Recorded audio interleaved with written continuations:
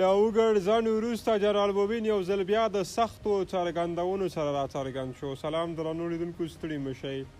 په جنرال موبین د مشهور طالب مبلغ له رسمي ټویټر اکاونټ څو شېبې مخکې د دې ډلې د عدلیې وزیر عبدالحکیم شري په اړه لیکل شوی پوسټ کې شري ته د کبرجنه او ملت دښمنه څیرې خطاب شوی دی.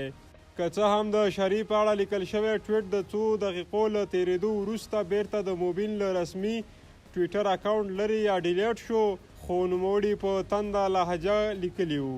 د عدلیې وزیر شري عملا ملت او د افغانستان خلک د هیواد پرېښودو ته ګواښي. له ملت سره دغه دښمني به ښې پایلې ونه لري. یو ځل بیا غږ کوم، که چیرې د دغسې کبرجونه او له اسلامي اخلاقو څخه د لرې اشخاصو مخه ونه نیول شي، طالب به بلې دښمنۍ ته اړتیا ونه لري او دوی به د فعلي حکومت پر وړاندې مختلف جبهات پرانیزي.